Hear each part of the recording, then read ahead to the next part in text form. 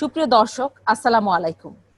আপনাদের সবাইকে আমন্ত্রণ জানাচ্ছি ত্বক ও সৌন্দর্য বিষয়ক আমাদের নিয়মিত আয়োজন বিউটি ইনফিউশনে। আপনাদের সঙ্গে আছি আমি ডক্টর লিনা। প্রিয় দর্শক, আজকে আমাদের আলোচনার বিষয় হচ্ছে মেস্তা, যা আমাদের দেশে ত্বকের একটি খুব কমন সমস্যা। আসলে শুধু আমাদের দেশেই না, এটি পুরো উপমহাদেশে অর্থাৎ ওভারঅল এশিয়ান স্কিন বা ব্রাউন স্কিনের জন্যই একটি বড় সমস্যা।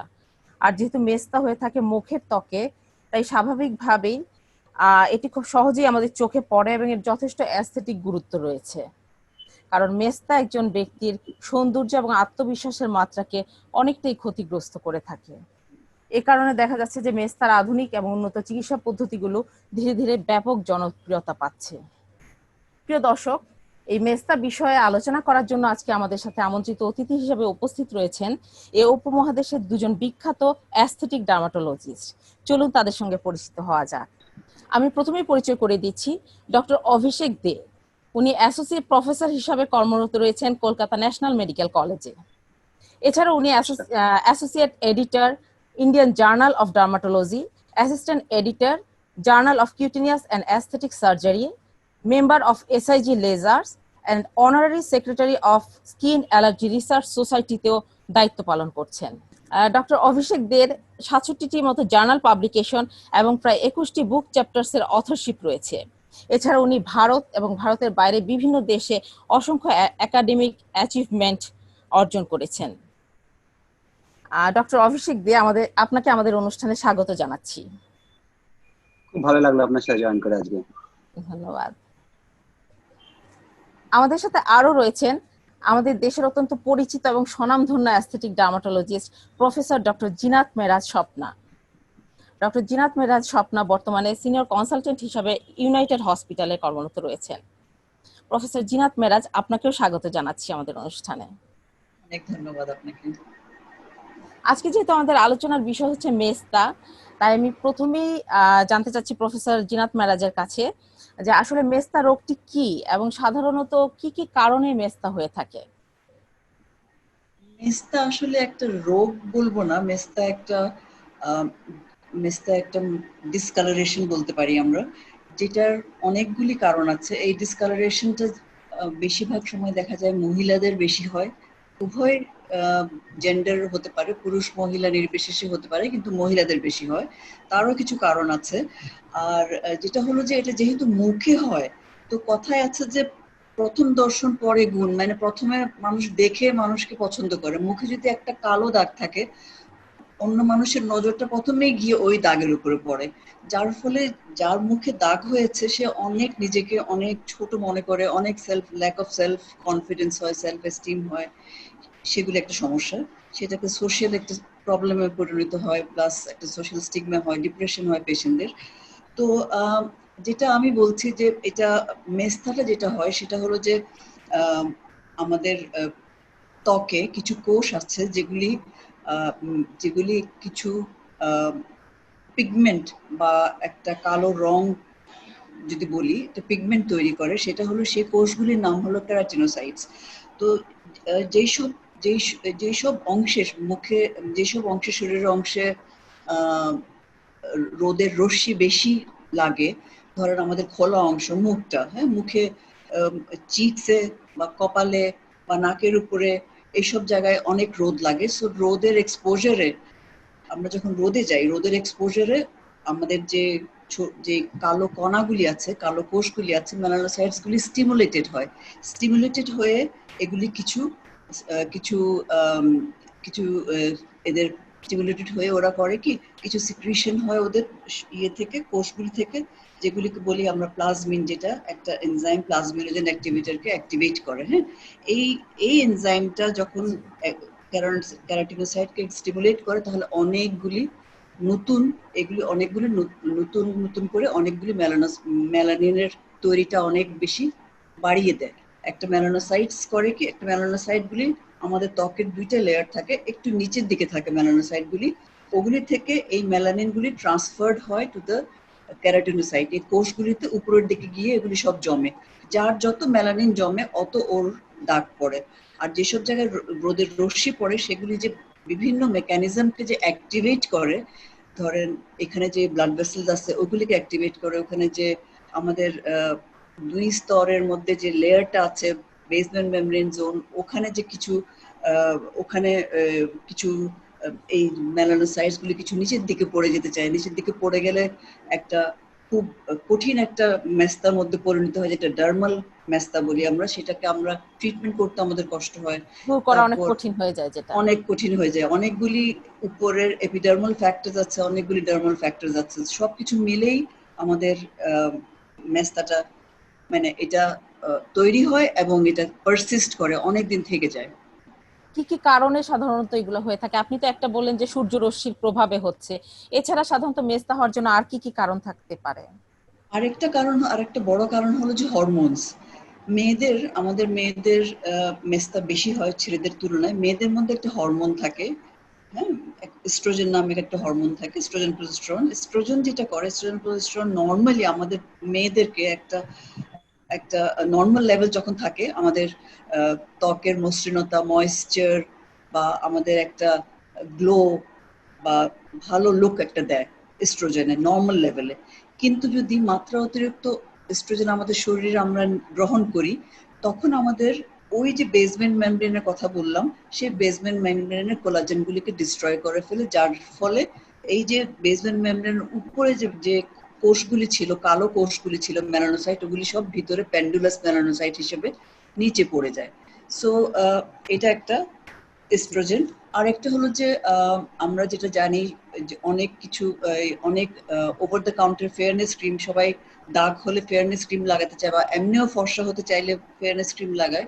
ওগুলোর মধ্যে একটু স্টিরয়েড থাকে, স্টিরয়েড জাতীয় একটা জিনিস থাকে, কেমিক্যাল থাকে, যার জন্য প্রথমে একটু ফর্সা দেখায়, পরে গিয়ে হয় কি ভালো হয়েছে। স্কিনটা পাতলা হয়ে যায়, ফটো সেন্সিটিভ, মানে রোদে গেলে লাল হয়ে যাচ্ছে, পরে গিয়ে আবার কালো হয়ে যেতে পারে। তো এইসব সমস্যা, এইসব আর হরমোনের এগুলি প্রভাবে, কয়েকটা কারণ। জি ধন্যবাদ। জি জি হরমোনের প্রভাবে যেটা বললেন, এতে আমরা সাধারণত দেখা যায় যে প্রেগন্যান্সির সময় মেস্তাটা বেড়ে যায়। জি প্রেগন্যান্সিতে হরমোনের প্রভাবের কারণেই সাধারণত জি এটা জি হয়ে থাকে। তো এই জি জি প্রেগন্যান্সিতে যে মেস্তাটা হয়ে থাকে, এটা আসলে প্রগনোসিসটা কেমন? এই মেস্তাটা কি স্থায়ীভাবে থেকে যায় নাকি এটা আস্তে আস্তে ইমপ্রুভ করে যায় বা স্বাভাবিক হয়ে যায়? প্রেগনেন্সিতে যেটা আমরা মাস্ক অফ প্রেগনেন্সি বলি, প্রেগনেন্সির মধ্যে যে মেস্তাটা আমাদের মেয়েদের মুখে হয়, সেই মেস্তাটা প্রথমে যেটা দেখা যায় হয়তো আস্তে আস্তে উইদিন 6 মান্থস হয়তো একটু কমে যেতে পারে, কিন্তু টোটালি পুরোপুরি যেতে চায় না, জিনিসটা একটু আবছা আবছা হয়তো থেকেও যায়। প্লাস আরেকটা জিনিস হলো, হরমোনের পাশাপাশি আমি আরেকটা জিনিস বলবো, আমাদের দেশে ইন্ডিয়াতে আমাদের যেহেতু জনসংখ্যা অনেক বেশি, সো আমাদের গভর্নমেন্ট অনেক প্রমোট করে যে long acting hormones. Oral contraceptive pill তো করে মেস্তা, আরেকটা হলো যে আমরা ইমপ্লান্ট মেয়েদেরকে দিচ্ছি 2-3 বছরের জন্য, আমরা 2-3 বছরের জন্য ইনজেকশন দিচ্ছি, যেগুলি অনেক দিন শরীরের মধ্যে থেকে যায় এবং ধীরে ধীরে ধীরে ধীরে মেস্তাটাকে আমাদের মানে আমরা আর এটাকে মেস্তা পেশেন্টকে আমরা হেল্প করতে পারি না, ওরা যদি এইসব নিয়ে আসে যাদের শরীরের মধ্যে এতদিন প্রলংড একটা ওষুধ ডেলিভারি সিস্টেম দিয়ে দিই আমরা, সেটা একটা কারণ ধন্যবাদ, আছে। ধন্যবাদ আপনাকে। আমি এবার যাচ্ছি ডক্টর অভিষেক দের কাছে। আসলে ম্যাডাম তো বলেন যে পুরুষ এবং মহিলা উভয়েরই মেস্তা হতে পারে। তো পুরুষদের ক্ষেত্রে আসলে মেস্তার কারণ কি কি হতে পারে? এটা কি শুধুই সূর্যরশ্মি, আহ, নাকি অন্য কোনো আহ, কারণে কাজ করে? শুধু সূর্যরশ্মি না, অ্যাকচুয়ালি মেচেদা যেটা আছে সেটা অনেকগুলো ফ্যাক্টরের উপর যুক্ত। আহ, একটা হলো, প্রথমত হলো যেটা বলছে genetic factors G. And racial factor. ঠিক আছে, কিছু কিছু রেসের লোকেদের বেশি পাওয়া যায়। অলরেডি ম্যাডাম বললেন যে যেটা ব্রাউন স্কিনের লোকেদের মধ্যে, ডার্কার স্কিনের লোকেদের মধ্যে, আফ্রিকানসের মধ্যে বেশি পাওয়া যায়। আমাদের সাউথ ইস্ট এশিয়াতে প্রচন্ড বেশি পাওয়া যায়। এমনকি একটু যেটা মঙ্গোলিয়ান স্কিন আছে, একটু পাহাড়ি জায়গায় থাকে, তাদের মধ্যেও কিন্তু মেচেতা পাওয়া যায়। তো একটু রেশিয়াল ফ্যাক্টর আর জেনেটিক ফ্যাক্টর এর মধ্যে থাকে। প্রচুর মেয়েদের দেখবেন যে যার বাবা মার কারো একটা আছে, স্পেশালি মায়ের আছে, তার থেকে মেয়ের আছে, তো না একটা জেনেটিক বা হেরিডিটারি ফ্যাক্টরও এর সাথে যুক্ত থাকে। তো এই হেরিডিটারি ফ্যাক্টর তো আছে স্ট্রংলি। হরমোন একটা কারণ, একটা কারণ আল্ট্রাভায়োলেট এক্সপোজার, একটা কারণ স্ট্রেস, আর অনেকটা বেশি কারণ আমরা সেটা জানি না। মানে আচ্ছা। That's a pathogenesis of melasma, আমরা ধীরে ধীরে বোঝার চেষ্টা করছি। এখন আমরা জানি যে ব্লাড ভেসেলস এর পরিবর্তন, ইনফ্লামেশন, যেটা আমরা বলি যে প্রদাহ, ত্বকের যে সেলস গুলো আছে তার যে ড্যামেজ হয়, তার থেকে অনেক কিছু হতে পারে। এই জন্য লাস্ট 5-7 বছরে যে মেচাতার সম্বন্ধে আমাদের আন্ডারস্ট্যান্ডিং, বা একটু বেশি 10 বছর যে মেচাতার সম্বন্ধে আন্ডারস্ট্যান্ডিং, এর আগে পর্যন্ত ছিল আমরা মেলানোসাইট নিয়ে ভাবতাম, সূর্যের আলো নিয়ে ভাবতাম, স্ট্রেস লেভেল নিয়ে ভাবতাম। এখন কিন্তু সেটাকে চেঞ্জ হয়ে গেছে। এখন আমরা দেখতে পেরেছি যে শুধু সূর্যের আলো না, এমনকি ইনফ্রারেড থেকেও মেচাতা বাড়তে পারে। তার মানে যে আপনি যে কুকিং করছেন, ভিজিবল লাইট থেকে হতে পারে, ইনফ্রারেড থেকে হতে পারে, যে আপনি কুকিং করছেন, মাইক্রোওয়েভের সামনে দাঁড়াচ্ছেন, এখান থেকে যে ইনফ্রারেড আসছে সেখান থেকে হতে পারে, ডিজিটাল মিডিয়া দেখছেন ঘন্টার পর ঘন্টা ধরে, তাতে যে কোন লাইট আছে তা থেকে আসতে পারে। আবার আমরা দেখতে পাচ্ছি স্ট্রেসের সঙ্গে ফ্যাক্টরস আছে, সুতরাং স্ট্রেস অবশ্য সবকিছুর সঙ্গে যুক্ত, কি করে কমায় আমি জানি না, বাট স্ট্রেস থেকে কিন্তু মেচাতা বাড়তে পারে, এটা মোরাললেস এখন প্রুভেন। আর কিছুটা আছে বডির ইনফ্লামেটরি ক্যাসকেড বলি, যেটা আমাদের যে প্রদাহ হয় সেইটা অ্যাকচুয়ালি এই ইনফ্লামেটরি সেলগুলো কি জানেন তো আমাদের শরীরে পুলিশের মতো। সেই পুলিশের কাজ হলো আমাদের ক্ষতিকর যে জিনিসগুলো আছে তার থেকে আমাদের বাঁচানোর জন্য, বাইরে থেকে ইনফেকশন হলে তার থেকে বাঁচানোর জন্য। কিন্তু কখনো কখনো এই পুলিশরা একটুখানি গড়বড় করে আর কি, তখন আমাদের নিজেদের শরীরে এগেনস্টেই কাজ করতে থাকে। সেক্ষেত্রে আমাদের ওই ম্যাডাম যেটা বলছেন বেসমেন্ট মেমব্রেনে কিছু কিছু ড্যামেজ হতে পারে, আমাদের ফাইব্রোসাইট গুলো বেশি অ্যাক্টিভ হয়ে যেতে পারে, আমাদের সাইটোকাইন যেগুলো আছে, যে ওই সেলগুলো থেকে যে ধরনের রস নির্যাস বেরোয় সেইগুলো একটু চেঞ্জ, আদান প্রদান একটু গন্ডগোল হতে পারে। আর সেইটা যে একটা ইনফ্লামেটরি ক্যাসকেডকে ওপেন করে দেয়, তার থেকে কিন্তু মেচেতা শুরু বলে মনে করা হয়। শুধু এখন আর শুধুমাত্র আমরা মেলানোসাইট বা এপিডার্মিসের মধ্যে আর পড়ে নেই, এখন আমরা অনেকটাই দেখি যে ডার্মিসের কম্পোনেন্ট বা আমাদের ইনফ্লামেটরি সেলস এর কম্পোনেন্ট সেটা কিন্তু অনেক ভাবে যুক্ত। তাই ছেলেদেরও হতে পারে, বিকজ একমাত্র মেবি দা হরমোন ছাড়া আর বাকি সবটা কিন্তু ছেলেদের মধ্যেই থাকতে পারে। সুতরাং না হওয়ার কারণে অনেক ক্ষেত্রে দেখা যায় যে ছেলেদের ক্ষেত্রে আল্ট্রাভায়োলেট এক্সপোজারের অ্যামাউন্টটা বেশি। অনেকে রাস্তায় আউটডোর কাজ করেন, সেটা ছেলেরা বেশি কাজ করে, বা ছেলেরা কেয়ারলেস অ্যাবাউট ইউজিং সানস্ক্রিন।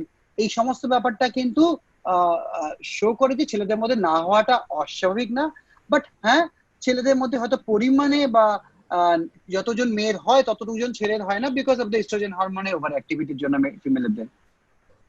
অর্থাৎ ডক্টর অভিষেক দে, সরি ডক্টর অভিষেক দে, আপনি যে বললেন চুলায় গেলে যে আমাদের সমস্যা হচ্ছে, হ্যাঁ, এটা কি হোয়াট ইজ দ্য রিজন? এটা কি is it the heat or some radiation রান্নাঘরে যখন আমরা যাই? আমাদের একটা ইলেকট্রোম্যাগনেটিক যে টোটাল যে লাইটটা আছে তার একটা হলো ভিজিবল 400 থেকে 700, তার উপরে গেলে পরে আমরা জানি আল্ট্রাভায়োলেট। এই আল্ট্রাভায়োলেট নিয়ে আমরা বেশি ভাবতাম সবসময়। তো সমস্ত সানস্ক্রিন যেগুলো দেখবেন ইউভিএ প্রোটেক্টিভ, ইউভি প্রোটেক্টিভ এসব বলা হয়, কিন্তু আল্ট্রাভায়োলেটের নিচের যে পোর্শনটাকে আমরা ইনফ্রারেড বলি, এই ইনফ্রারেডটা কিন্তু আসে হলো যেটা আপনাকে গরম দেয় যে কোনো হিট থেকে। সেইটা কিন্তু আমাদের মাইক্রোওয়েভ থেকে ইনফ্রারেড আসতে পারে, আমাদের কুকিং এর থেকে আসতে পারে। তো যে কোনো হট যে ইলেকট্রোম্যাগনেটিক ওয়েভস গুলো আছে তা থেকেও আসতে পারে। আর ইনফ্রারেড এখন মেজরলি দেখা গেছে যে একটুখানি কিন্তু এই মেলাসমার সঙ্গে সম্পর্কযুক্ত। এই আন্ডারস্ট্যান্ডিং অবশ্য আমাদের লাস্ট 5-6 বছর, তার আগে পর্যন্ত ছিল না। সেই জন্য আমরা শুধু আল্ট্রাভায়োলেট করে যেতাম, কিন্তু এখন দেখা যাচ্ছে শুধু আল্ট্রাভায়োলেট না, ভিজিবল রে একটা পার্ট থাকে। সো এখন অনেক সানস্ক্রিন যেটা ভিজিবল রে প্রোটেক্টিভ সানস্ক্রিন হয়ে আসছে, এবং তারপরে দেখা যায় ইনফ্রারেড দরকার আছে। এবং কিছু কিছু সানস্ক্রিন লাস্ট 2-3 বছর আসা শুরু করেছে যেখানে ইনফ্রারেড প্রোটেক্টিভ জিনিস দেওয়ার চেষ্টা করেছে, তাতে সাকসেস রেট অতটা ভালো হয়তো নয় আল্ট্রাভায়োলেটের মতো, কিন্তু অ্যাটলিস্ট চেষ্টাটা শুরু হয়ে গেছে যে আমরা ইনফ্রারেড থেকে নিজেদের বাঁচাতে পারি।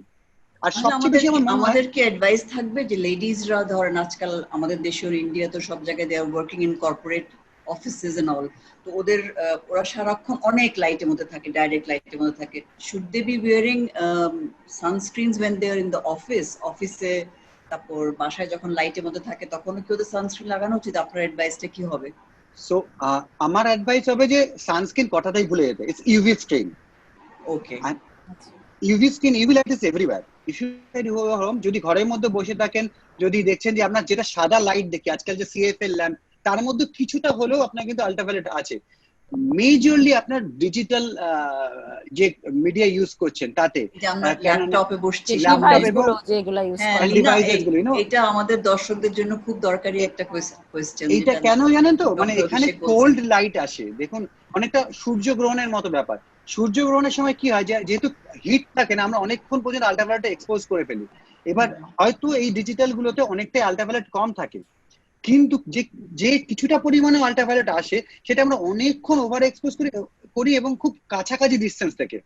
সূর্যে আপনি 3-4 ঘন্টা কোনো মেয়ে আজকালকার দিনে আর এক্সপোজ করেন, অ্যাটলিস্ট ইন্ডিয়ান সাবকন্টিনেন্টে তারা তো করে না।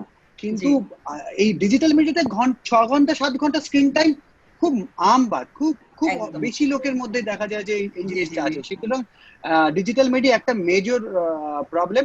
এই জন্য কিছু কিছু ডিজিটাল মিডিয়া এখন দেখবেন যে ওরা ব্লু লাইট স্ক্রিন আছে, এই ধরনের জিনিস আছে যেটা থেকে আপনি আল্ট্রাভায়োলেটের পরিমাণটা কমিয়ে দিতে পারেন, যা থেকে আপনার প্রবলেম হতে পারে সেটা একটা শিল্ড রেখে আল্ট্রাভায়োলেট স্ক্রিন দেখতে পারেন। চোখের জন্য বাঁচানোর জন্য ওরা আজকাল আল্ট্রাভায়োলেট শিল্ড গ্লাসেস বলে, যেটা অনেকটা সানগ্লাসের মতো কিন্তু কালার্ড নেই। তো সেই ধরনের সবকিছু থেকে আমাদের বাঁচানো উচিত। তো সানস্ক্রিনকে সানস্ক্রিন না হিসেবে ভেবে ইউভি স্ক্রিন হিসেবে ভাবুন। আর ইউভি লাইট কিন্তু আপনার এখনকার দিনে ঘরের মধ্যে অনেক বেশি দেন ঘরের বাইরে, বিকজ ঘরের বাইরে আমরা কতটা এক্সপোজ করছি সেই জন্য। আর আরেকটা জিনিস হলো যারা ড্রাইভ করি, হ্যাঁ, তাদের জন্য একটা মেজর ইস্যু হলো যে আমাদের কিন্তু প্রচুর পরিমাণে লাইট কিন্তু এই আল্ট্রাভায়োলেট কিন্তু আমাদের গ্লাসকে খুব ইজিলি ক্রস করতে পারে। জাস্ট বিকজ টিন্টেড গ্লাস একটু কালার আছে তার মানে কিন্তু আল্ট্রাভায়োলেট প্রোটেক্টিভ না। সেই জন্য আমরা প্রচুর পরিমাণে এক্সপোজ করে পাই যখন গাড়িতে থাকি। তো এই কয়েকটা জিনিস কিন্তু কমন মিস্টেক হয়, যেহেতু ওরা মাথায় ভাবে যে আমার সানস্ক্রিন মানে সূর্যে বেরোনোর সময় আমি লাগে, আর সূর্যে আমি বেরোই না তাই আমার সানস্ক্রিন মাখতে হবে না। তো আরেকটা জিনিস ইম্পর্টেন্ট সানস্ক্রিনের ক্ষেত্রে যেটা আমি সবসময় বলি যে সানস্ক্রিন কিন্তু যত ভালো কোয়ালিটি, যত দামি কোয়ালিটি, তার একটা সাস্টেনেবিলিটি আছে, কতক্ষণ কাজ করে সেটা কিন্তু লিমিটেড। আপনার যতই হাই এসপিএফ থাকুক সেটা একটা লেভেলের পর থেকে আর কাজ করে না। এই জন্য সানস্ক্রিন কিন্তু 3-4 ঘন্টা বাদে বাদে ফ্রেশ কোট লাগানো ম্যান্ডেটারি। নাও কিছু প্রফেশন আছে যেখানে হয়তো সানস্ক্রিন লাগানো প্র্যাকটিক্যাল না, যেহেতু আপনি হয়তো মডেলিং করছেন, যখন আপনি মেকআপ করবেন বা যখন আপনি অ্যাক্টিং করছেন না, এই অ্যাক্টার্স এন্ড মেকআপ যারা করে বা যারা একদম ফিল্ম স্টার আছে তাদের জন্য একটা প্রবলেম হলো তারা কিন্তু প্রচন্ড হাই লাইট এক্সপোজ হয়, বিকজ তাদের ক্যামেরার আগে প্রচন্ড লাইট দেওয়া হয়, তো তারা সবচেয়ে বেশি ভালনারেবল। আর ওদের ক্ষেত্রে মুখে দাগ হলে আরো বেশি প্রবলেম। তো এদের ক্ষেত্রে দেখতে হবে যে এমন কোনো কম্প্যাক্ট পাওয়া বা ফাউন্ডেশন পাওয়া, এমন কোনো মেকআপ পাওয়া যার মধ্যে একটা এসপিএফ ফ্যাক্টর দেওয়া আছে।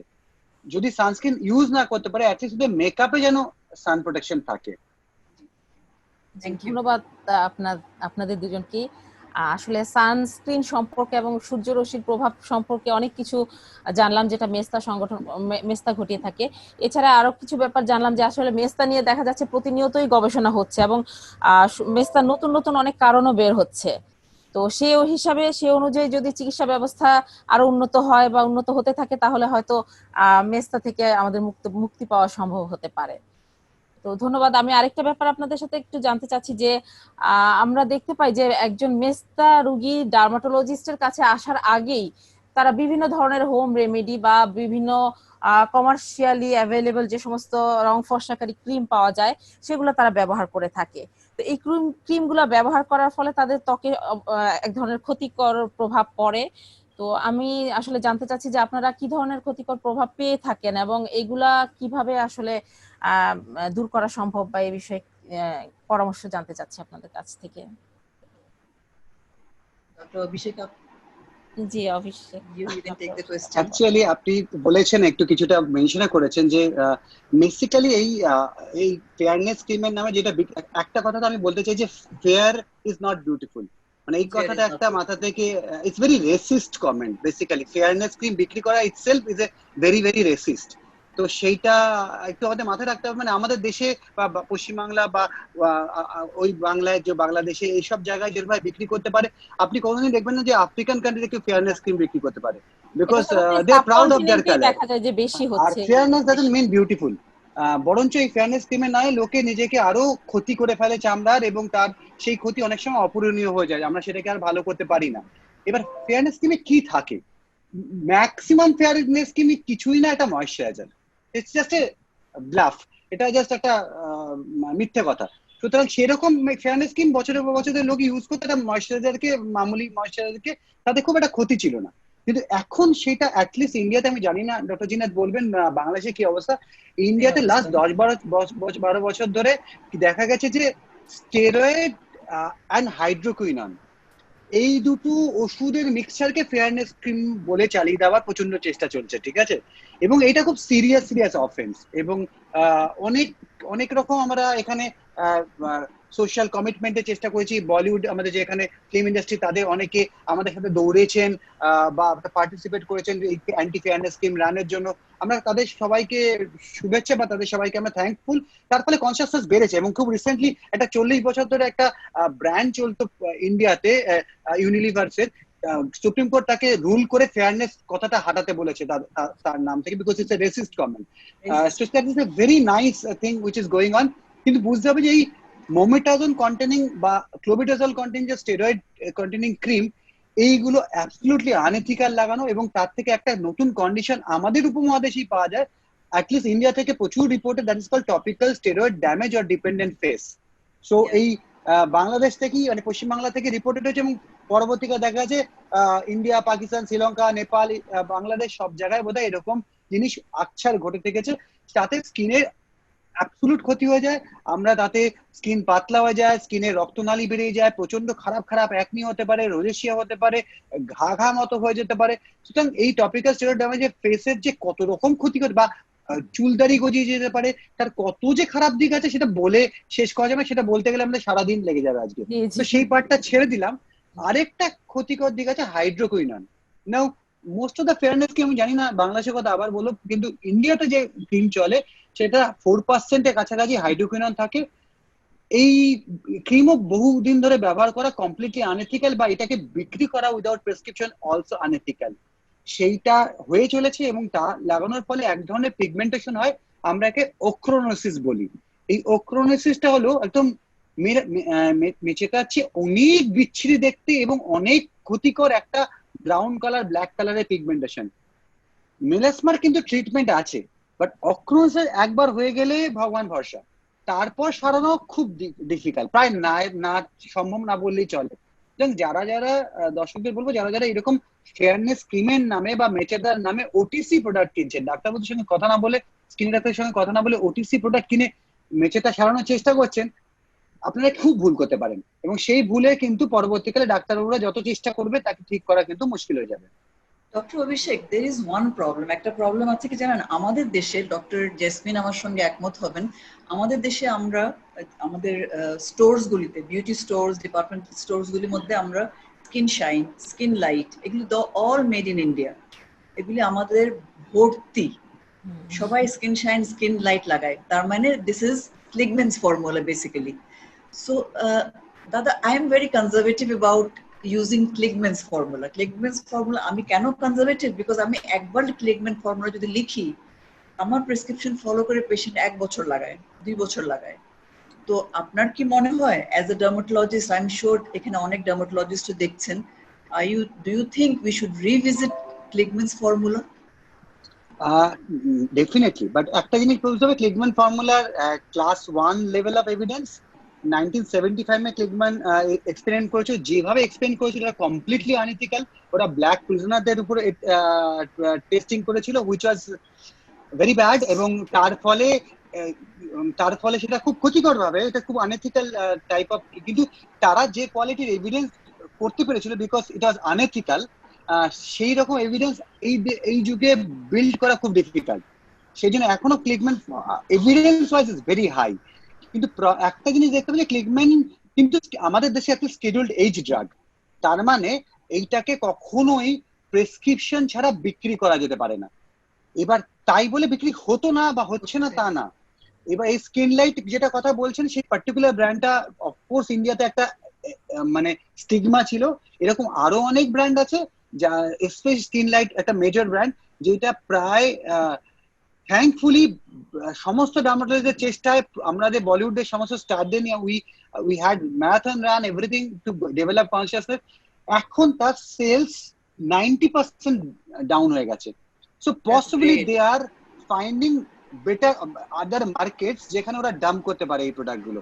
সেই ক্ষেত্রে বাংলাদেশকে কিন্তু কনসিয়াস হতে হবে, এন্ড আপনাদের সবাইকে একটা লিডারশিপ রোল নিতে হবে, যাতে আপনারা পাবলিকের মধ্যে এরকম ধরনের প্রোগ্রামের মধ্যে দিয়ে, যাতে এই ধরনের প্রোগ্রাম না, এই ধরনের জিনিস না করে। ইনফ্যাক্ট আমি কালকে একটা প্রোগ্রাম করছিলাম অন্য একটা বিষয় অল টুগেদার, কিন্তু তার ব্যাকগ্রাউন্ডে অনেক ডাক্তার দেখছিলাম ওই যে স্টেরয়েড ক্রিম আছে সেইগুলোর ছবি দিয়ে রেখেছিল, যে this are not to be used, all steroid mix creams. মানে এই লেভেলে এখন ডাক্তারবাবুরা কনস্ট্যান্টলি বলেছে এবং একটা ফিয়ার জেনারেট করেছে, এবং কখনো কখনো আমরা ফার্মাসিকে রিপোর্ট করে দিই ডাইরেক্টলি পুলিশের কাছে যাতে তারা বিক্রি করার জন্য। এইটা কিন্তু শহর কেন্দ্রিক কথা বলছি, শহরে এই ব্যাপারটা খুব আটকে গেছে, এখন শহরে খুব একটা স্টেরয়েড ইউজ হচ্ছে না, কিন্তু গ্রামের দিকে এখন হচ্ছে। বাট আমরা এক্সপেক্ট করি হয়তো অ্যানাদার 3-4 ইয়ার্সে এই শহর থেকে যেটা চেঞ্জ হচ্ছে সেটা আস্তে আস্তে গ্রামেও পৌঁছাবে এবং লোকে বিক্রি করবে না আস্তে আস্তে। যত ফার্মাসি লেভেলে ভয় তৈরি আমাদের হচ্ছে, এটা এই কাজ করতে হবে। জি, মানে মানুষের মধ্যে আসলে সচেতনতা তৈরি করতে হবে যে ডার্মাটোলজিস্ট এবং সাধারণ মানুষকেও যে আসলে ত্বকের লাবণ্যটাই এখানে গুরুত্বপূর্ণ, ত্বকের ফেয়ারনেস বা রং ফর্সাটা গুরুত্বপূর্ণ কিছু না একজন মানুষের ওই জিনিসটা আসতে আমাদের অনেক দেরি হবে। মানে আমার মনে হয় সাবকন্টিনেন্টে একটা কালচার আছে, মানে ফর্সা মানে সুন্দর। এইটাই হচ্ছে সমস্যা, যে এইটাই আমি বলবো যে আমরা টপিক্যাল স্টেরয়েড ড্যামেজ ফেজ থেকে ক্যাম্পেইনটা শুরু হয়েছিল অ্যাবাউট 2009-10-এ। তো 10 বছরের মধ্যে কিন্তু মোর অর লেস মেজর শহরে কিন্তু একটা লেভেলে অ্যাওয়ারনেস ডেভেলপ করা গেছে। সুতরাং পসিবল মেবি। আমি আপনাদের দুজনের কাছে আরেকটা ব্যাপারে একটু জানতে চাচ্ছি, যে সেটা এখন খুব দেখা যাচ্ছে যে খুব বার্নিং একটা ইস্যু, গ্লুটাথিয়নটাও আসলে দেখা যাচ্ছে ফেয়ারনেসের জন্য ইউজ হচ্ছে, এবং ওভার দ্য কাউন্টারি, বিশেষ করে টপিক্যাল এবং ওরাল যে গ্লুটাথিয়ন সেটা ওভার দ্য কাউন্টারি মানুষজন প্রেসক্রিপশন ছাড়াই খাচ্ছে, ব্যবহার করছে। তো এমনকি ইনজেক্টেবল ফর্মেও গ্লুটাথিয়ন বেশ চলছে, যদিও এটা এফডিএ অ্যাপ্রুভ করে না ফেয়ারনেসের জন্য ব্যবহারের ক্ষেত্রে। তো আমার প্রশ্ন হচ্ছে আপনাদের ক্ষেত্রে গ্লুটাথিয়ন ব্যবহারটা আসলে কতটা নিরাপদ, এবং এটা কি ধরনের পার্শ্ব প্রতিক্রিয়া হতে পারে, এটা রেস্ট্রিকশন করার কতটা প্রয়োজন রয়েছে কি, এ ব্যাপারে আমি জানতে চাচ্ছি। গ্লুটাথিয়ন যেটা আমাদের দেশে ইন্ডিয়াতে এটা অনেক একটা ইট ক্রিয়েটেড আ বিগ হাইপ, মানে ডার্মাটোলজিস্টদের মধ্যেই অনেক হাইপ হয়েছিল। একটা ডার্মাটোলজিস্ট ডেইলি 20-30টাও দিচ্ছিল, I hard from my friends. তো এটা ইন্ডিয়াতে এটা নিয়ে ইট ওয়াজ এ বিগ টক 5 বছর আগে বা 6 বছর আগে। কিন্তু এখন আমি ওদেরকে শুনি না, কোনো কনফারেন্সে শুনি না গ্লুটাথিয়ন নিয়ে কথা বলতে, এখন কথা বলা বন্ধ হয়েছে। বিকজ একটা হলো যে এটা একটা অ্যান্টিঅক্সিডেন্ট, সো এটা মানুষকে ফর্সা করাটা একটা সাইড এফেক্ট হিসেবে পাওয়া যাচ্ছিল, সেটা ইউজ করার চেষ্টা করছিল। প্লাস এইটা নিলে we cannot say যে আমাদের ড্রাগ রিঅ্যাকশন হবে না, এটা থেকে Steven Johnson syndrome, life threatening রিঅ্যাকশনও হয়েছে, সো ওটারও ডকুমেন্টেশন আছে। প্লাস ডক্টর অভিষেক, আপনি যদি শেয়ার করেন আপনার এক্সপিরিয়েন্স, বিকজ আপনারা ইন্ডিয়াতে অনেক ইউজ করেছেন, আপনি ইউজ করেছেন, এখন কি আপনি করছেন নাকি? আমাদের এখানে সেলনে ইউজ শুরু হয়েছে এখন অনেক বেশি, ডক্টরদের থেকে সেলনস বেশি করছে এখন। আপনারা ওখানে গ্লুটাথিয়ন কিরকম ব্যবহার করছেন? না, আমরা ব্যবহার করি না একদম বলবো না, করি বিকজ খুব যে বিশ্বাস করে করি যে দারুণ কিছু জিনিস। গ্লুটাথিয়ন আইভি ব্যবহার করেন আপনারা এখনো? না, আমি বলছি খুব যে বিশ্বাস করে করি তা না, যে গ্লুটাথিয়ন যে সাংঘাতিক এফেক্টিভ ফেয়ারনেস করতে তাও না, কিন্তু ইন জেনারেল পেশেন্টের বিশাল খুব ডিমান্ড আছে, এইটা জিনিসটা নিয়ে ক্রেজ আছে, একটা গুগলে অনেক কিছু পড়ে তারা, সেই জন্য আসে, অনেক সময় আমরা দিই।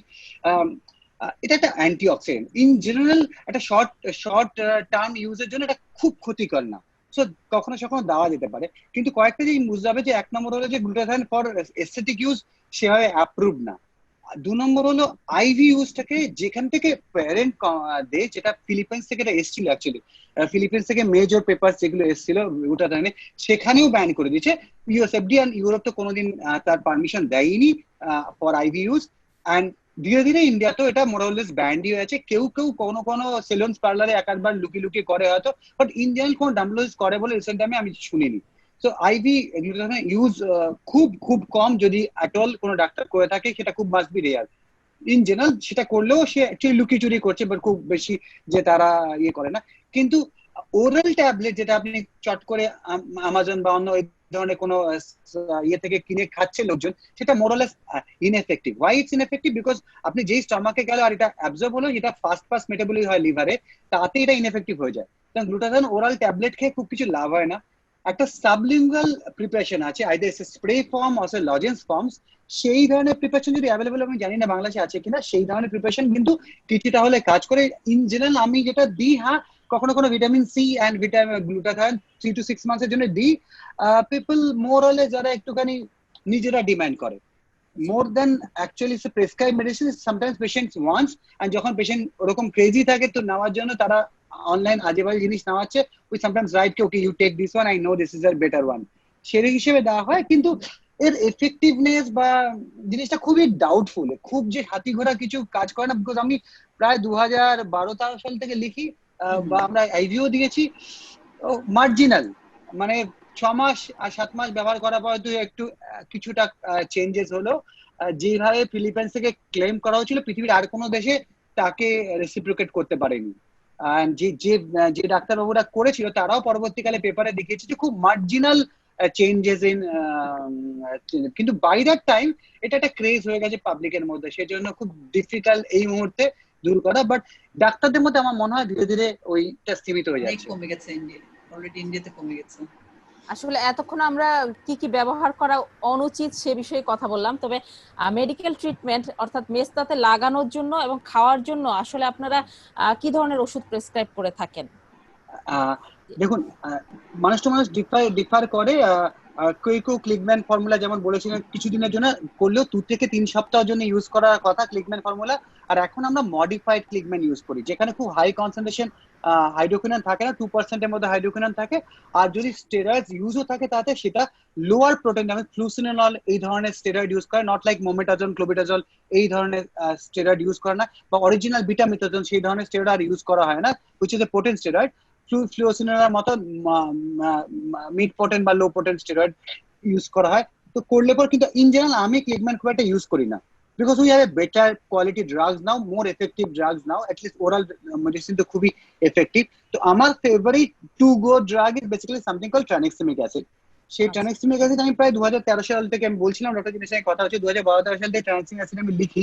প্রথম দিকে I faced a lot of resistance in India, because আমরা যখন বাইরে থেকে আসি তখন আমরা যখন ইউজ করি আর ইন্ডিয়ান ডক্টররা তখনও ইউজ করে না বলে একটা ম্যাসিভ রেজিস্ট্যান্সের হচ্ছিল। কিন্তু ধীরে ধীরে 2016 অনওয়ার্ড এত ভালো কোয়ালিটি পেপার আসতে শুরু করে ট্রান্সেমিক অ্যাসিডের এফেক্টিভনেস ইন মেলাসমা, সেটা দেখার পর থেকে ধীরে ধীরে ইন্ডিয়ান ডাক্তাররা মানে লেফট অ্যান্ড রাইট লেখেন, এখন তাদের কনফিডেন্স লেভেল অনেক বেড়ে গেছে।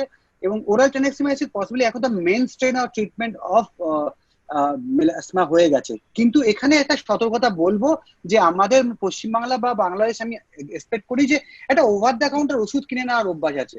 এই ধরনের ওষুধ অন্তত দর্শকদের বলবে যে তারা নিজেরা যেন কিনে টিনে না নেয়, ডাক্তারবাবুর সঙ্গে কথা বলে, ডার্মাটোলজিস্টের কথা বলে ডিসকাস করে, কিছু টেস্টিং এর দরকার আছে সেসব টেস্টিং করে রেগুলেটেড ভাবে নিতে হবে। ডাক্তারবাবু জানেন কতদিন দিতে হবে, মোরালের সেফটি ডাটাটা খুব ভালো। সো আমরা দেখা গেছে আপ টু 21 মান্থস পর্যন্ত সেফটি ডাটা আছে, কিন্তু আমরা ইউজুয়ালি 3 to 6 মান্থস দিই, যেখানে একটা একটু ভালো রেজাল্ট পেলে পর আমরা আস্তে আস্তে বন্ধ করি। তো oral treatment and sunscreen is the main stream of treatment হয়ে গেছে। খুব লো পোটেন্ট হাইড্রোকুইনন দেখা যেতে ইউজ করা যেতে পারে 2%, but not more than 3 months, 3 মাসের বেশি ইউজ করা উচিত না। আর কিছু কিছু হাইড্রোকুইনন সাবস্টিটিউট আছে, মানে নন হাইড্রোকুইনন নন স্টেরয়েড সাবস্টিটিউট আছে, যেমন ধরুন কোজিক অ্যাসিড, যেমন ধরুন আরবিউটিন, এই ধরনের কিছু কিছু ওষুধ, azelaic acid, all those things can be use. Specially azelaic acid a very good drug. Kojic acid সম্বন্ধে কিছু কোশ্চেন্স আছে, কিন্তু azelaic acid a very good drug. কিন্তু অ্যাজিলিক অ্যাসিড প্রবলেম আছে, আমি অ্যাটলিস্ট ইন্ডিয়াতে বলতে পারি যে ইন্ডিয়াতে যে অ্যাজিলিক অ্যাসিড পাওয়া যায় নর্মালি 15% অ্যাজিলিক অ্যাসিড ইউজ করার কথা, সেই 15% অ্যাজিলিক অ্যাসিড পাওয়া যায় 10% 20% পাওয়া যায়, এটা একটা প্রবলেম। আর 15% অ্যাজিলিক অ্যাসিড পেয়ে গেলে azelaic acid quality Indian patient, Indian যে কোম্পানিগুলো এখন সেই ওয়েস্টার্ন কোয়ালিটিতে তৈরি করে উঠতে পারেনি। সো ভালো কোয়ালিটি অ্যাজিলিক অ্যাসিড পেলে পর শুড বি গুড, অ্যান্ড সেটা কিন্তু one of the best drug হওয়া উচিত টপিক্যালি। যে পরিমাণ ডাটা আছে সেই অনুযায়ী যে এই মেলাসমা বা মেচাতার জন্য লাগানোর ওষুধ হিসেবে খুব ভালো ড্রাগ। আর এর বাইরে ভিটামিন সি এসব ইউজ করতে পারে। বেশি করে অ্যাজিলিক অ্যাসিডটা কি ইরিটেশন বেশি করে? অ্যাজিলিক অ্যাসিড ইরিটেশন করতেই পারে। তো আমি ইউজুয়ালি প্রথম দিকে শর্ট কন্টাক্ট বলি, যে অ্যাবাউট 45 মিনিটস লাগিয়ে ধুয়ে তারপর একটা ময়েশ্চারাইজার লাগিয়ে শুতে। টকিং অ্যাবাউট ময়েশ্চারাইজার, একটা জিনিস মনে করতে হবে যে আমি বলছিলাম যে মেলাসমার আমরা কি আন্ডারস্ট্যান্ডিং সেটা ধীরে ধীরে চেঞ্জ হচ্ছে। এখন জানা যাচ্ছে মেচেতাতে কিন্তু একটা ব্যারিয়ার ডিফেক্ট তৈরি হয়, মানে আমাদের শরীরের যে কোটিংটা আছে তাতেও একটা ডিফেক্ট দেখা যায়। তো সানস্ক্রিন যেমন সবসময় বলে থাকি যে সানস্ক্রিন লাগানো ইম্পর্টেন্ট, ময়েশ্চারাইজার লাগানো বোধহয় important in case of melasma.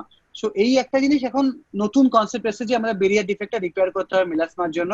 আর খুব হার্শ কোনো ফেস ওয়াশ যাতে আপনার ব্যারিয়ারটাকে ড্যামেজ করে সেই অনেকে ইউজ করতো আগে যে খুব হাই গ্লাইকোলিক অ্যাসিড বা এই ধরনের ফেস ওয়াশ ইউজ করতো, যেগুলোতে আপনার ফেসের যে ব্যারিয়ারটাকে সেটা নষ্ট করে দেয়, সেটাতে কিন্তু মেলাসমা বাড়ার চান্স আছে।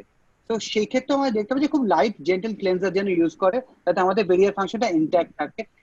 এইটা একটা নতুন কনসেপ্ট আছে যেখানে আমরা মেচেদা ট্রিটমেন্টের জন্য ব্যবহার করতে পারি। ডক্টর অভিষেক দে, লাইক আমি একটু ফর মাই বাংলাদেশি যারা দেখছেন প্রোগ্রাম, ওদের জন্য একটু বলতে চাই যে ট্রানেক্সামিক অ্যাসিডটা হলো যে সবাই আমাদের দেশে, বাংলাদেশে সবাই চিনে অ্যাজ ট্রেক্সিল। এটা সবাই জানে যে ইট ইজ গিভেন ফর অনেক বেশি ব্লিডিং হচ্ছে বা পিরিয়ডস হচ্ছে, সো এটা মোর অফ আ মহিলা thing, more of a gynaecological thing. So আমরা যখন ট্রানেক্সামিক অ্যাসিড দিই, আমাদের দেশে কিন্তু ট্রানেক্সামিক অ্যাসিডের ডোজ তো 250 মিলিগ্রাম বিটি। সো আমাদের দেশে উই ডোন্ট হ্যাভ 250 মিলিগ্রাম, আমাদের আছে যেটা সেটা ট্যাবলেট ফর্মে নাই, একটা না দুইটা কোম্পানি আছে, ওইটা আমরা বলি যে ভেঙে হাফ সকালে হাফ রাত্রে। কিন্তু ট্রানেক্সামিক অ্যাসিডটা ডেফিনেটলি আমরা অফ লেভেল ইউজ করতেছি। This is not, is it দাদা? Is it It's not US FDA approved না, বাট ডিসিজিআই আমাদের ইন্ডিয়ান off level আমরা করতেছি। ইন্ডিয়ান ডিসিজিআই এটা অ্যাপ্রুভ করে দিয়েছে এখন ফর মেলাসমা ট্রিটমেন্টের জন্য। That is very good because আমরা যেটা ডক্টর লিনা, আমরা যেটা ইউজ করি, আমরা যেটা ট্রানেক্সামিক অ্যাসিড ইউজ করি, এটা it is about 1/6 of the dose for anticoagulation and bleeding disorders. Anticoagulation এর জন্য যখন আমরা দিই তখন it's 1/6 the dose আমরা এখানে ইউজ করছি, সমস্যা হওয়ার কথা না। প্লাস আমরা যখন লিখি, সাপোজিং কয়েকজন, আমরা যেরকম ডক্টর অভিষেক বললেন শুরুতে, যখন আমরা এখন মাঝে মাঝে লিখলে আমাদের কলিগসরাই ক্রিটিসাইজ করে যে কেন আমি এটা লিখছি, এটা তো এটা হবে, এটা তো এটা হবে, থ্রম্বোএমবোলিজম হবে, এটা হবে সেটা হবে, অনেক কিছুই বলা হয়। হ্যাঁ, সো আমরা একটু হিস্ট্রি ডেফিনেটলি নিয়ে নিই মহিলাদের কাছে কোনো হিস্ট্রি আছে কিনা। অনেক বেশি আমি দিই না ডক্টর অভিষেক, অনেক বেশি বয়স্ক মহিলাদেরকে আমি দিই না, হয়তো 45 প্লাস আমি আর দিব না, জাস্ট টু বি কেয়ারফুল আর কি। তো এই জিনিসটা it works in all the stages of pathogenesis of melasma. যতগুলি স্টেজ আছে মেলাজমার, প্রত্যেকটা স্টেজে ট্রানেক্সামিক অ্যাসিড কাজ করে। সো আমরা যদি কম ডোজে দিতে পারি তাহলে এটা আমাদের জন্য একটা বড় একটা অস্ত্র আমরা পাচ্ছি to treat the patients, and এটা ডাক্তারই করব, আমরা সব বুঝে শুনে পেশেন্টকে দিব। আসলে ট্রানেক্সামিক অ্যাসিডটা যে মেস্তার ক্ষেত্রে ইফেক্টিভ সেটা নিয়ে তো অনেক স্টাডি হচ্ছে এবং এগুলো অনেক স্টাডি হয়ে গেছে। ডক্টর অভিষেক বলল যেটা অলরেডি ইন্ডিয়াতে এটা পারমিশন পেয়ে গেছে, এস্টাবলিশ পারমিশন পেয়ে গেছে, কাজ করে মেস্তার ইয়েতে।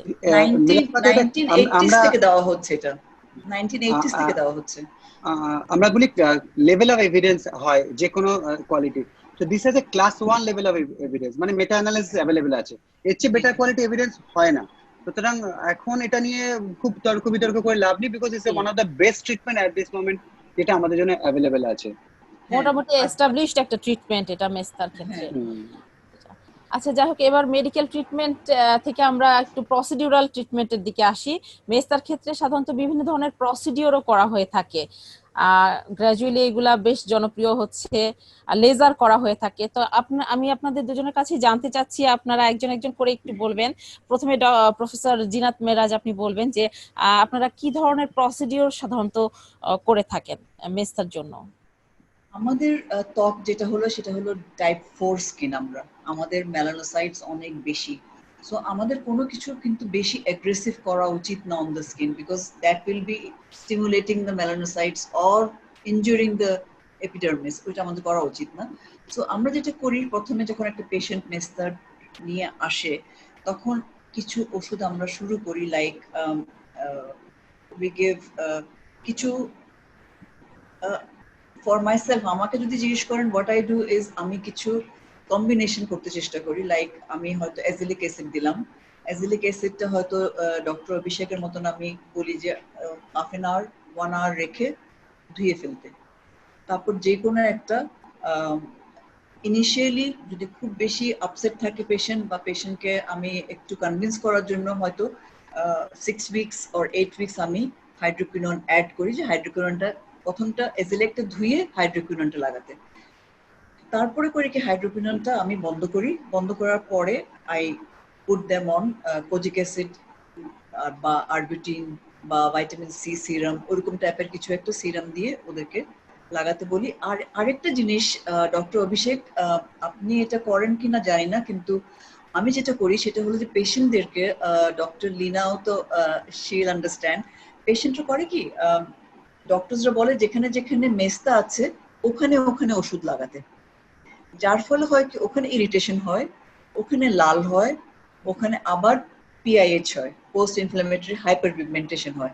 সো একটা এরিয়া অফ হাইপারপিগমেন্টেশন থাকে, তার পাশে একটা হোয়াইট এরিয়া থাকে, তার পাশে নিজের স্কিন কালার, তিনটা কালার হয়ে যায়। সো দূর থেকে কেউ দেখে বুঝতে পারে যে ট্রিটমেন্ট চলছে।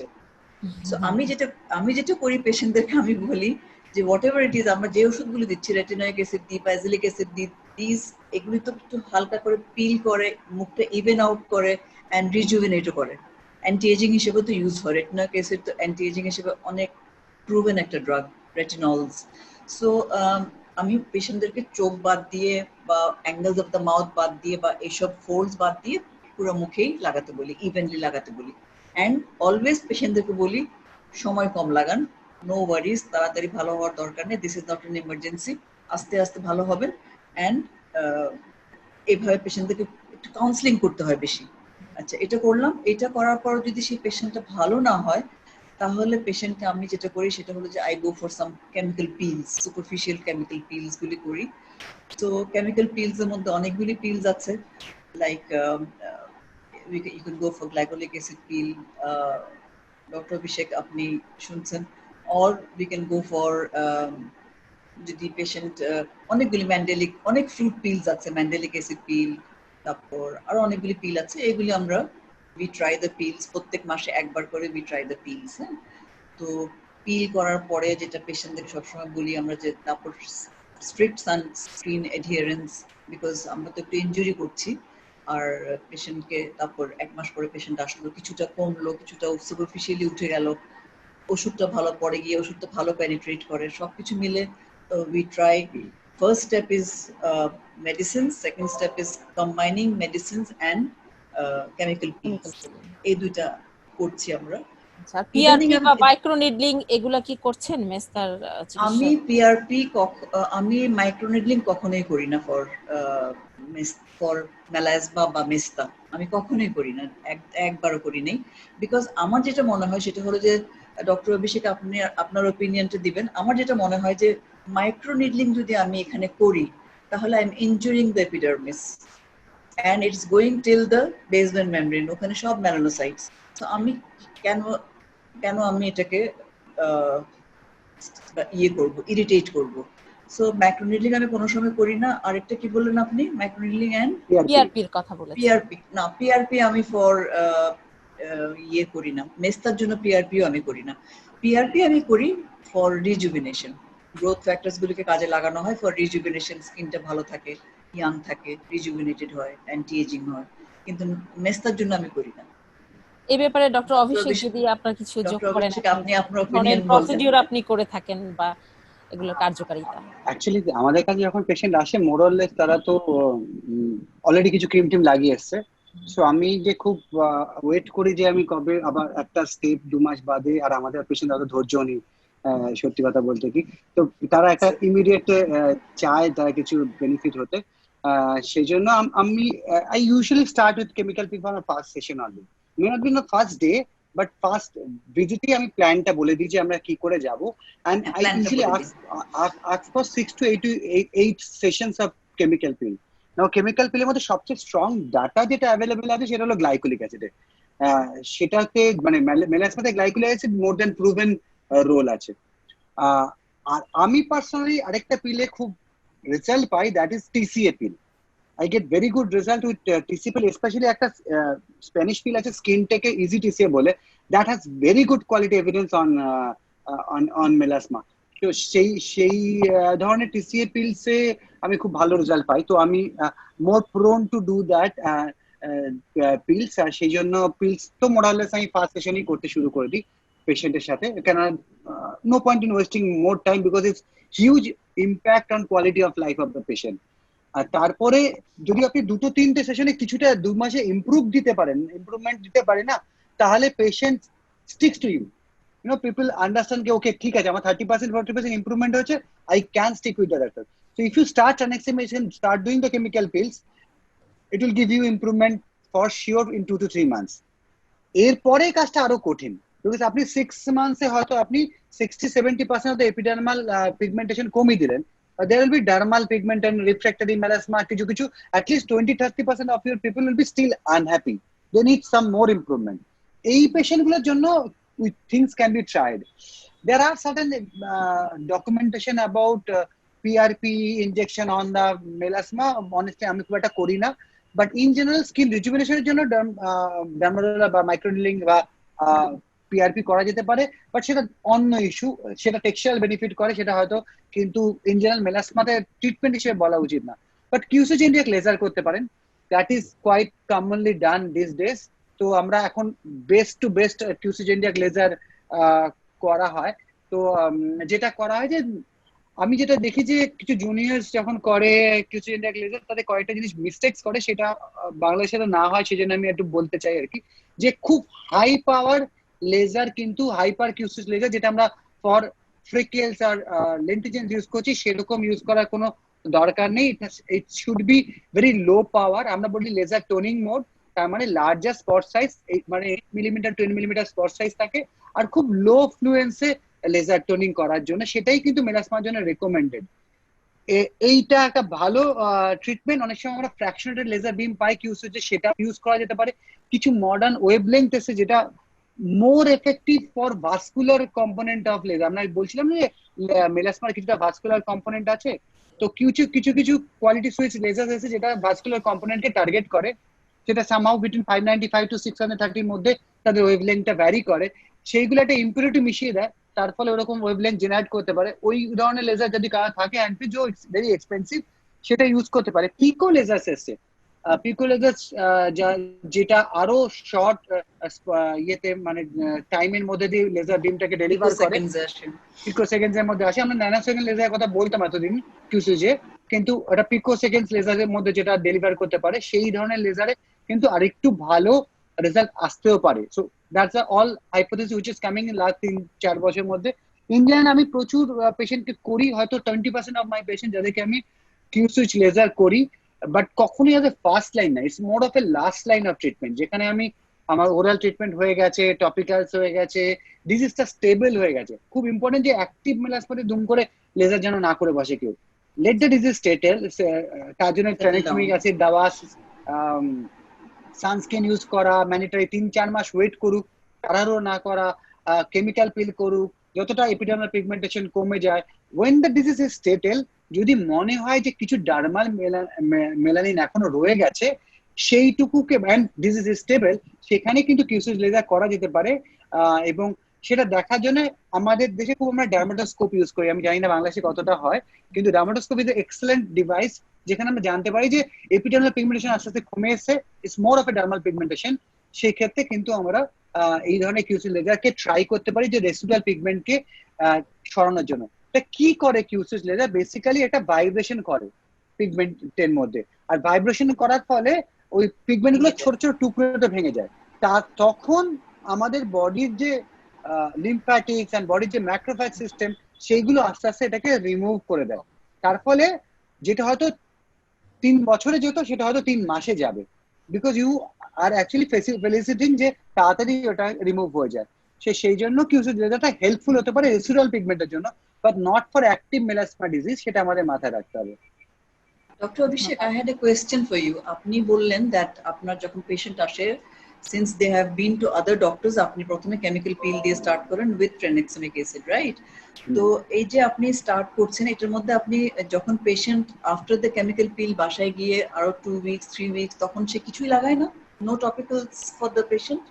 Yes, usually I give non-steroid, non-hydroquinone based, something like vitamin C, arbutin, kojic acid, azelaic acid, এরকম বেশ কিছু দিই। বাট মনে রাখতে হবে যে যদি এমন কিছু দিন না এজিলিক অ্যাসিড বা হাইড্রোকুইনোন যদি আমি দিই যেটা একটু ইরিটেট করতে পারে স্কিনকে, আরবিউটিন বা ভিটামিন সি এর ক্ষেত্রে তো হয় না সেভাবে ইরিটেশন, কিন্তু এই ধরনের তাহলে কিন্তু কেমিক্যাল পিল করার পর 6-7 দিন ওষুধ না লাগানোটা বলে দিতে হবে। না লাগানো, তখন তো লাগাবে না, তারপরে তো লাগাবে।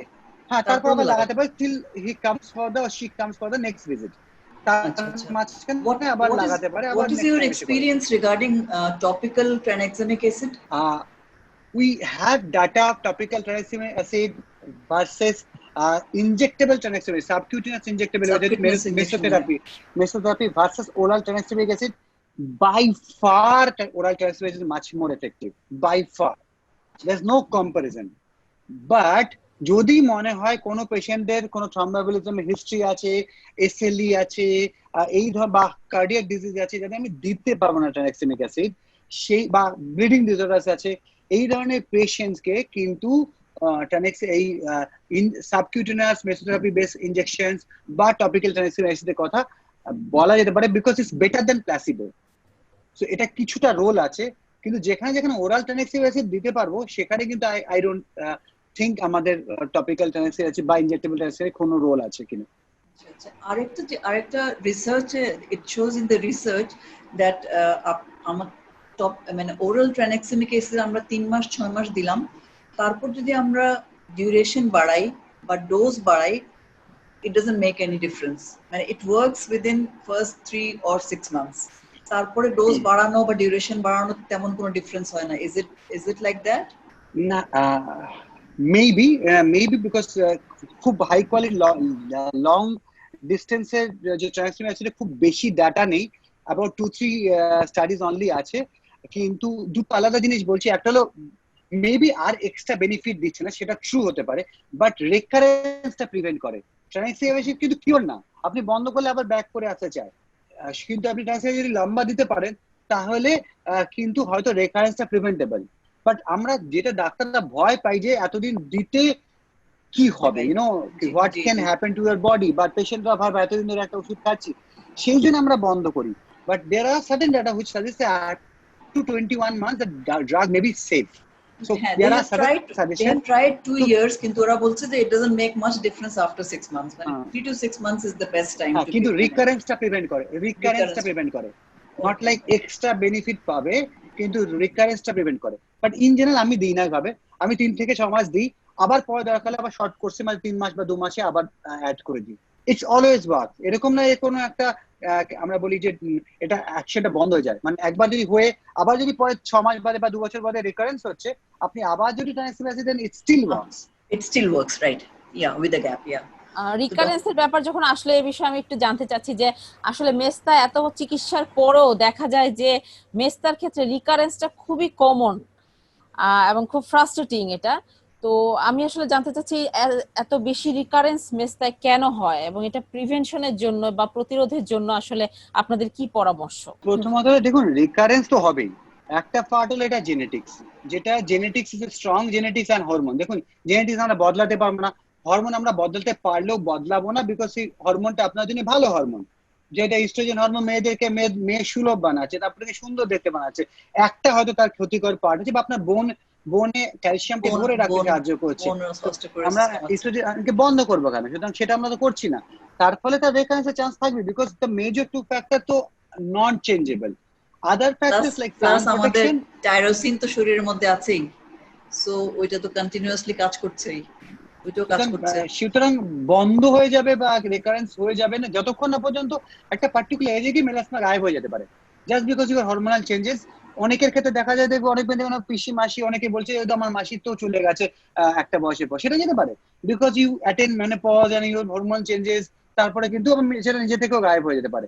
বাট সেটা natural course of the disease, আমরা সেটাকে পরিবর্তন করতে পারি না। ন্যাচারাল কোর্স অফ দ্য ডিজিজে আপনার genetic factor, hormonal factor important, that দুটোই আমরা কোনোটা চেঞ্জ করতে পারছি না বা করবো না। তাহলে আমাদের বাকি দুটো ফ্যাক্টর কি রইলো? একটা হলো স্ট্রেস কমানো, আর এটা হলো ultraviolet protection. Many Times patient miss it. Stress বেড়ে গেল, ফিজিক্যাল স্ট্রেস হলো, সার্জারি হয়েছে, বাড়িতে কোনো লোক অসুস্থ হয়েছে, হিউম্যান রিলেশনশিপে চেঞ্জেস হয়েছে, সো অনেক রকমের স্ট্রেস আছে, তো মেলাসমা তখন ব্যাক করে আসতে পারে। প্রেগন্যান্ট হয়ে গেল, তখন মেলাসমা ব্যাক করে আসতে পারে, বা এরকম হতে পারে যে আপনি বেশ ভালো হয়ে গেছে আর সানস্ক্রিন লাগানো ভুলে গেলাম, তখনও ব্যাক করে আসবে। ব্যাক করে আসার তো অনেক রকম কারণ আছে, ব্যাক করে আসতেই পারে because it's a finally genetic factor. Sorry doctor Abhishek, আমাদের বাংলাদেশে উই হ্যাভ সানস্ক্রিন গুলি বেশিরভাগ আমরা যেগুলি কিনতে পাই বেশিরভাগই ইজ সব লোশন আকারে পাওয়া যায়। আমাদের এখানে জেল ফর্মুলেশন বেশি পাওয়া যায় না। ডক্টর লিনা, পাওয়া যায় জেল ফর্মুলেশন? মনে হয় বেশি পাওয়া যায়, জেল ফর্মুলেশন একদম কম। So, what are your thoughts about mineral powder sunscreen? How much do they protect you? Because আমাদের এখানে অনেক গরম, আমি যদি পার্সোনালি আমি যদি এখন লাগাই, I will be sweating like this. So আমার জন্য ইটস ইম্পসিবল। আমি সবাইকে প্রতিদিন লিখি সানস্ক্রিন, বাট অনেস্ট কনফেশন আমি জীবনেও সানস্ক্রিন লাগাতে পারিনি বিকজ আই সোয়েট। সো আমাদের এই ক্লাইমেটে হোয়াট ইজ দ্য সলিউশন? আপনারা কি করেন? তো প্রথমত আমি যদি লোশন ফরম্যাটে সানস্ক্রিন লাগি, পেশেন্ট আমাকে ভাবতে এসে মুখে ছুঁড়ে মারবে, because people will not apply it's, it's too much. তার উপর মেকআপ ধরবে না, তার উপরে মানে দেয়ার কোয়ালিটি অফ, তারা ঘামবে। So it's not doable hot humid weather like Paschim Bangla at least. ঠিক আছে, আমি জানি না বাংলা সবচেয়ে ডিফারেন্ট রকম weather. So Kolkata Dhaka same weather. Hot humid ওয়েদারে তো ইম্পসিবল টু লোশন, আমি নিজেই লাগাবো না, অন্য কাউকে কি বলবো। তো এই জেল বা জেল ক্রিম বেস সানস্ক্রিন কিছুটা চলতে পারে, but even then I don't find that is good sunscreen for at least cosmetically savvy patients. ঠিক আছে, তো যেই সানস্ক্রিন আমরা ইউজ করি সেটা silicon base sunscreen, which becomes almost like a powder. তো আপনি দেখতেই পাবেন না যে সানস্ক্রিনটা আছে শরীরে। Physical sunscreen. Not physical, it's not a physical sunscreen, it's silicon based sunscreen. Silicon based, okay. Can you name one or two products? Then I Nobody will mind because you are in Bangladesh. আপনি বাংলাদেশে বলছেন। So what I find very good sunscreen in Indian context is like Uvidox Gold bole ekta sunscreen ache, which is like completely silicon based sunscreen. There are some sunscreen, আমি যদি মার্কেটের সানস্ক্রিনের মধ্যে বলেন সেগুলো নিউট্রিজেনা sunscreen ultra শিয়ার বলে আছে, which is not silicon sunscreen but which is gel cream sunscreen. So ওটাও অতটা চিপচিপে অয়েলি না। So there are other silicon based sunscreen also, সেটা না হয় আমি ডক্টর জিনাতকে পরে বলে দেবো হোয়াটসঅ্যাপ এর মধ্যে, but there will be a conflict of interest I guess. কিন্তু there are good quality sunscreen যেটা পাওয়া যায়। ইন্ডিয়া থেকে বাংলাদেশে ওষুধ যাওয়া খুব ডিফিকাল্ট না। I know all my patient gets medicine from India only, সেজন্য fantastic sunscreens are available. You will never have a problem with that. সেটা নিয়ে কোনো চাপ নেই। আর সেটা একটা প্রবলেম।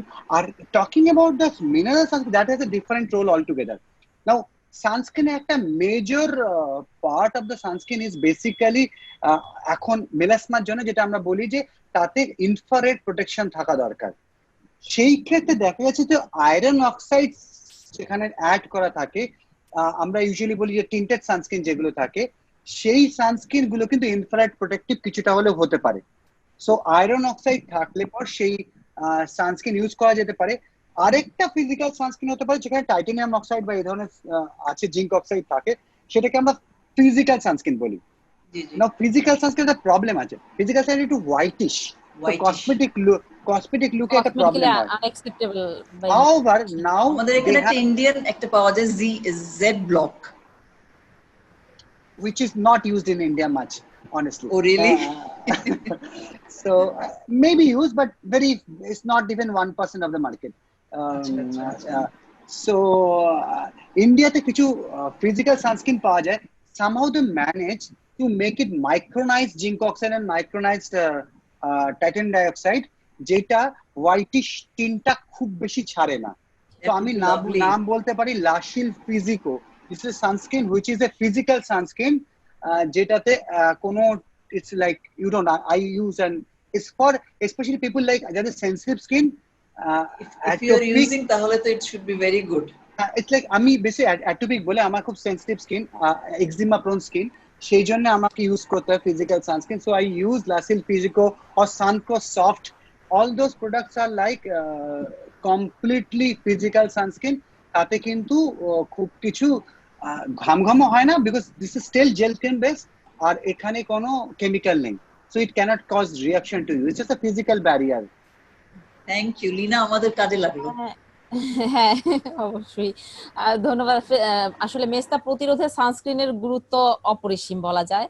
তো সেই হিসাবে আমরা সানস্ক্রিন নিয়ে বেশ অনেক তথ্য জানতে পারলাম, অনেক নতুন নতুন তথ্য এবং সানস্ক্রিনের গুরুত্ব, ব্যবহার সবকিছু নিয়ে অনেক কিছু জানতে পারলাম। তো ধন্যবাদ ডক্টর অভিষেক দে এবং প্রফেসর ডক্টর জিনাত মেহরাজ স্বপ্নাকে। আপনারা অনেক কষ্ট করে আপনাদের কিছু মূল্যবান সময় আমাদেরকে উপহার দিয়েছেন এবং আমাদের দর্শকরা আপনাদের কাছ থেকে অনেক গুরুত্বপূর্ণ তথ্য জানতে পেরেছে। সেজন্য আপনাদেরকে অসংখ্য ধন্যবাদ জানাচ্ছি। আমি একটু পার্সোনালি ডক্টর অভিষেক দেকে থ্যাংক ইউ বলতে চাই। আপনি যে আমার রিকোয়েস্টে আসলেন, আপনার এত বিজি, আপনি কিছুক্ষণ আগে পর্যন্ত পেশেন্ট দেখছিলেন। I am so grateful to you. My gratitude and respect for you. Thank you so much. Thank you so much. So much. আমি বলতে চাই বাংলাদেশ আমার বেসিক্যালি রুট। আমি একটু আগে বলছিলাম যে my mother parents are from Bangladesh, সবসময় একটা নারীর টান আছে, সুতরাং কখনোই বাংলাদেশ থেকে ডাক আসলে না করাটা খুব ডিফিকাল্ট একটা। That is nice. তাহলে এই করোনা টরোনা চলে গেলে we are having you over. আপনাকে আমরা আনছি বাংলাদেশে। Sure. Okay, and congratulations, Dr. Lina. Dr. Abhishek just had twins. Thank you. Thank you. Congratulation. Thank you. প্রিয় দর্শক, এতক্ষণ আমরা মেস্তা নিয়ে আমাদের দেশে এবং আমাদের দেশের বাইরে ব্যবহৃত বিভিন্ন আধুনিক চিকিৎসা পদ্ধতিগুলো নিয়ে আলোচনা শুনলাম আমাদের সাথে উপস্থিত এই দুজন সফল এবং অভিজ্ঞ অ্যাস্থেটিক ডার্মাটোলজিস্টের কাছ থেকে। আশা করি আপনারা এই আলোচনা থেকে উপকৃত হয়েছেন। আপনাদের সবাইকে শুভেচ্ছা জানিয়ে বিদায় নিচ্ছি। ধন্যবাদ সবাইকে।